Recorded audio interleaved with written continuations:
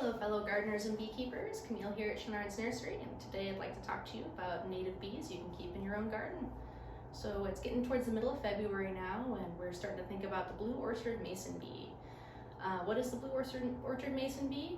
It's about 14 millimeters long, so it's going to be a little bit smaller than your European honeybee. They are metallic blue to dark black, so if you see them, they may look kind of like a little fly, but look a little bit closer and they've got that little bee body. They are solitary bees rather than the European honeybee, which collects in large colonies. So you can keep them in a small box like this, or even a little PVC pipe will do just fine. So another difference between the blue orchard mason bee and the European honeybee is their sting.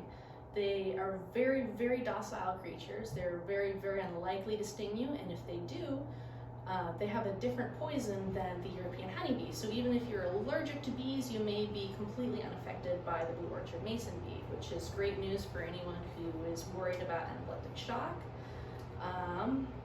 Let's see.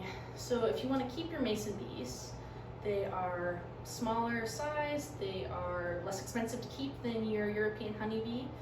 They are going to need a couple different things from you. Just shelter, nesting material, and food and water. So as far as shelter goes, you've got a lot of different options here. You can get nice and fancy. You can get a little mason bee chalet with these nice removable, reusable blocks here. You don't need any kind of tubes or anything. This is the entire setup. As you can see, they come apart pretty easy. So you can harvest your mason bee cocoons, you can clean that out, and you can use it for years to come. Like I was showing you before, you can do something as simple as just some PVC pipes and some cardboard tubes. We sell individual cardboard tubes, we sell paper tubes, and then we sell them together. It is very important that you pair both of these together because that's going to help prevent lots of different predators on your mason bees. As you can see, you've got the outer tube here and the inner tube. If you have mono wasps, which is a very common pest for the mason bee, they're going to run along the length of this tube and they're going to poke little holes through the tubes. The double layer here is going to make it so they don't penetrate each time, and you get to have a lot more mason bees surviving.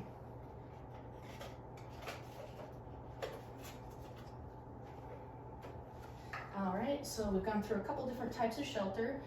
Where are you going to put your house though? This is very important. A lot of people are really into bird keeping. They're really into things that are really not going to be a benefit to your mason bees. So when you are putting your mason bee house up, you're going to want to make sure it's about head height, so you keep away from mice and skunks and other predators like that. You're also going to want to make sure it is far away from any of your bird feeders. They are going to want morning light, so an east or a south side is best. Keep them as far away from the wind as possible. If you have really hard wind coming from one side here, maybe you want to put up a little board on the side, something like that. But just keep them in early morning light and make sure that they don't have an excess of wind, and they'll be just fine. Another thing you want to think about is nesting materials. So the blue orchard mason bee is going to want some nice clay mud. You could keep a little dish below your mason bee house just full of mud, re-wet it every now and then. You could use a nice hard clay mud, which we have plenty of here in Oregon, or if you don't have much really nice mud, you have like really loamy garden soil or something, you may want to think about our crown bee mason bee mud. So just something to think about, not necessary, but it's there if you'd like it. And let's see, food and water. If you have mud, you have water obviously, so that's not a huge problem. The food, you're going to want to make sure you release your mason bees when things are blooming. So if you've got a bunch of flowers in your garden, if you've got your fruit trees, like I mentioned earlier, your apples, your pears, your cherries, things like that, that's when you're going to want to hatch your mason bees. In order to hatch them, we have them here at Chenard's in the refrigerator so that they stay in their dormant state.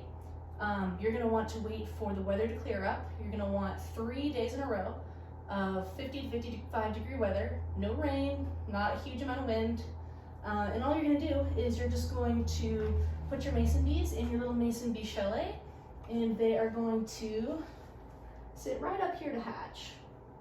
If you have a box like this, you can unscrew this little triangular piece here and then screw that back on to protect them a little bit more. Or you can put like a little bit of foam or something in there if you're worried about birds getting at them or something like that. The males are going to hatch first, and in this next slide you'll see the difference between males and females. The females are going to be in much larger cocoons here. The males are going to be the little ones, and the males are going to be the ones that hatch first. They're not going to do too much, they're going to fly around a bit, but when the females hatch, 3 days to probably 2 weeks later, that's when the males are going to mate with the females and then die. You see a little bit of die-off, it's probably just the males, nothing to worry about. The females are going to stick around for quite a bit longer, and what they're going to do is they're going to fill up all of your little nesting tubes. And how they do that is they use the mason bee mud that I described earlier. They put a little layer of mud, they put a little pollen ball to feed their egg, they put an egg in there, and then they repeat the process until they fill all of these tubes up. So one mason bee female will probably fill up 2 to 3 holes, maybe a partial hole before she dies. You are going to want to pull in your mason bee block once they're all full up. I think sometime around June is when you're going to want to harvest those. You're going to put them in a paper bag or something that is breathable but nice and dark, and then put them in a nice warm spot, kind of in a closet, in a garage, something like that, where they'll be protected. And then in a later video, I will show you how to harvest your cocoons. So I think that's it for today. Thanks for tuning in, and I'll see you soon.